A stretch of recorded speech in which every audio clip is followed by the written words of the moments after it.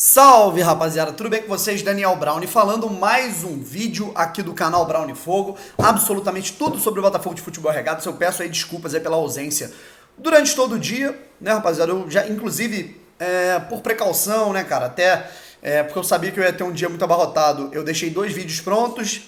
Um eu soltei ali na madrugada, ali por volta de 3, 4 horas da manhã, eu programei para esse horário, que era sobre o acesso total, né, cara, o último episódio, a minha avaliação, um vídeo de 17 minutos, veja aí. E um que eu soltei ali por volta de meio-dia, mais ou menos, para falar um pouquinho sobre Canu, para falar um pouquinho sobre Volt, patrocínio e tudo mais. E aí agora, né, cara, a gente vem aqui para falar um pouquinho sobre concessão do estádio Newton Santos e uma nova informação a respeito do zagueiro Dedé, né? Inclusive tem informações aí que eu quero passar para vocês, tem repercussão, na verdade, né, de palavras do presidente do Botafogo, Durcésio Melo, que eu gostaria de repercutir, né, palavras ditas aí à Sport TV sobre a montagem do elenco, algo que tá me deixando um pouco preocupado. Se inscreva no canal, deixa o like, ativa o sininho pra você não perder nenhuma novidade. Eu que me enrolei muito hoje, né, cara, porque eu tive de manhã, né, cara, como eu falei pra vocês, eu tô com uma situação aqui no tendão do pé direito, graças a Deus, obrigado pela torcida, pelas orações aí. Não é nada grave, não tive nenhum rompimento do ligamento, né, eu tive aí uma situaçãozinha simples, né, uma tendinopatia aqui no tendão de Aquiles, agora é tratar, meu amigo, pra tá 0 bala pra jogar futebol de novo. Mas vamos lá, gente. E durante a tarde eu tive umas reuniões importantes de trabalho, nada a ver com o Botafogo, e eu não pude nem, infelizmente, ir ao evento da concessão do estádio Newton Santos. Eu não vou colocar imagens aqui, tá bom, pessoal? Porque a gente já teve uma live inteira da Botafogo TV, né? Já tivemos aí todo um evento, tudo gravado, né? Se você quer ver imagens, tudo mais, você vai no perfil do Botafogo, né? Analisa tudo por lá, tá bom?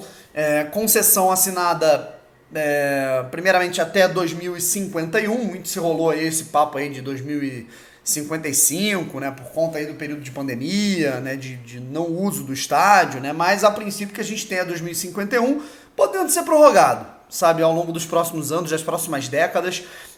O estádio Newton Santos é do Botafogo pelos próximos 30 anos, rapaziada. Eu pergunto pra vocês, comenta aqui embaixo. Com que idade você vai estar em 2051? Comenta aí. Mas o negócio é o seguinte, galera. Eu quero falar um pouquinho sobre o pouco que eu vi do evento, que eu estava enrolado numa reunião, não pude assistir tudo. Tivemos ali umas palavras ali do prefeito do Rio de Janeiro, Eduardo Paes, né, que até brincou, e o Vasco curtiu na Série B, né, cara, porque o Eduardo Paes é vascaíno. Tivemos ali as palavras do Jorge Braga, né, cara, muito feliz com essa reconstrução, tudo mais, do Césio Melo.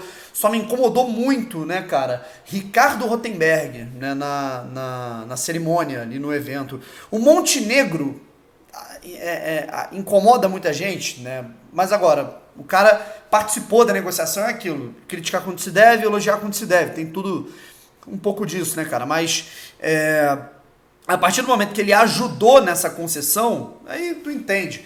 Mas o Rotenberg, né, cara, impressionante. O que ele faz para ser um convidado ilustre naquele local, né, cara? Sendo um cara muito nocivo para a história do Botafogo, administrativamente falando, nessas últimas décadas. Mas, enfim, não podia deixar passar essa corneta aqui. Contrato assinado, né, o termo de concessão assinado pelo presidente do Botafogo, Durcésio Melo, e também pelo prefeito da cidade do Rio de Janeiro, Eduardo Paes.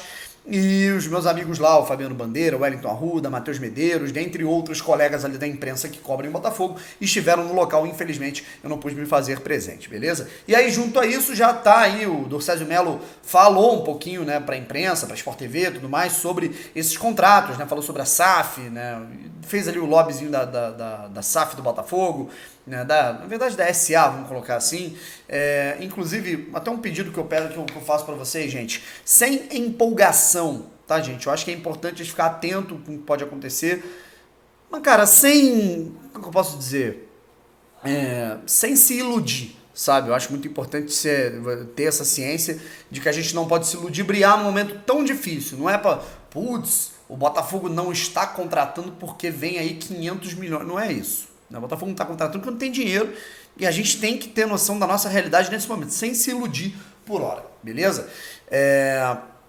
E aí, continuando, né, com toda essa situação aí do Césio Melo, falando sobre a W Torre, né, só para finalizar todo esse aspecto daí do estádio, W Torre e mais uma outra empresa que não foi revelada pelo presidente do Botafogo estão concorrendo aí, vamos colocar assim, para pegar o estádio em termos de eventos, né, para fazer com que o estádio seja muito mais aproveitado e seja, né, um local multiuso perdão, para a cidade do Rio de Janeiro, beleza?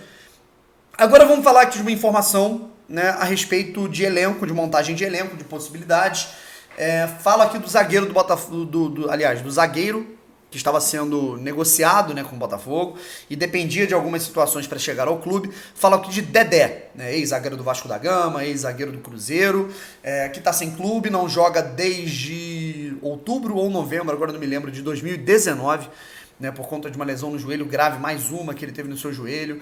Ele já teve problema nos dois joelhos, se eu não me engano, né, então é um cara que teve já muitos problemas aí físicos, inclusive eu sempre falo isso, né, não fosse a parte física atrapalhar ao longo de toda a carreira do Dedé, ao meu ver, seria, sei lá, cara, um dos principais zagueiros brasileiros no mundo. Essa é a minha opinião. Eu acho que se não fossem as lesões, o Dedé seria zagueiro de Europa, né? Eu acho que isso assim, todo mundo acho que pensa muito nisso. E aí, cara, o que a gente tem nesse momento é uma situação esfriando com o Dedé. Não é questão técnica, até porque tecnicamente se ele estiver bem fisicamente ele agrega, mas as chances são muito difíceis do Dedé vestir a camisa do Botafogo e jogar pelo Botafogo, mesmo que contrato de produtividade, Campeonato Carioca. Parece que o departamento enxerga que talvez não seja viável, sabe?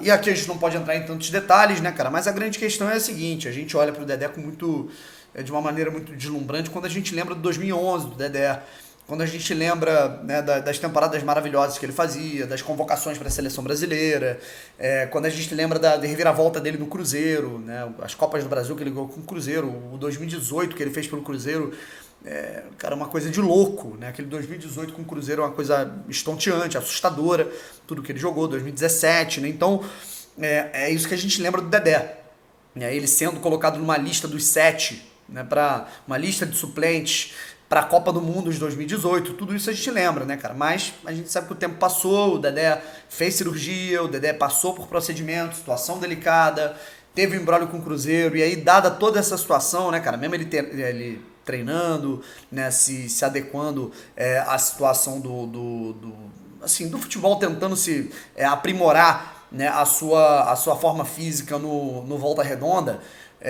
porque ele passou, né, cara, durante toda essa temporada ele passou pelo Volta Redonda para se aprimorar, né, fisicamente. Talvez não esteja mais, né, no nível adequado, fisicamente falando, para se ter um risco, né, para se arriscar, mesmo que pagando ali um salário X, baixo, durante um campeonato carioca, e aí se não der certo o campeonato carioca vai embora. Talvez nem isso esteja sendo suficiente nesse momento, né, cara? A gente sabe que o Botafogo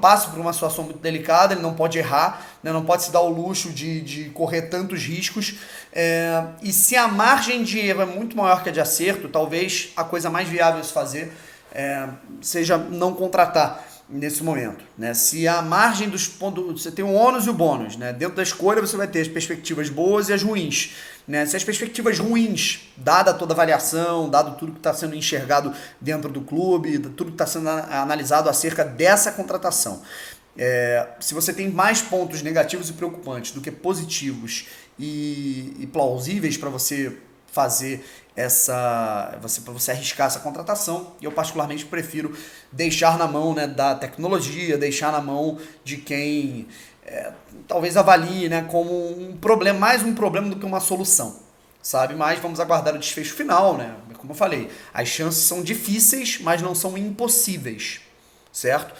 O Dedé ainda pode jogar no Botafogo, mas é uma chance que ela diminuiu muito, muito mesmo. Enfim. E aí, dito isso, eu acho que o Botafogo ele tem que começar a analisar também a situação de zaga, né? Porque o Botafogo, né, se desfez do Gilvan, né, ainda bem. Tem o Lucas Mezenga, tem o Canu, o Joel Carli e o zagueiro da base que é o Everton. O Botafogo ele vai ter que buscar um outro jogador, um outro defensor no mercado. Inclusive, né, se for para pensar até 2, né, tendo em vista que o Canu pode deixar o Botafogo também, esse interesse do Corinthians, o Botafogo tendo 2 escolhas de 2 uma, né, ou manter o Canu e aproveitar tecnicamente o cara até o fim do contrato, ou vender agora, né? Então, particularmente penso muito dessa maneira, né? O Botafogo ele vai ter que ficar atento, e a gente está a 12 dias da pré-temporada, né, rapaziada? Haja correria, e tem vídeo daqui a pouco sobre isso, valeu? Tchau, gente. Fui.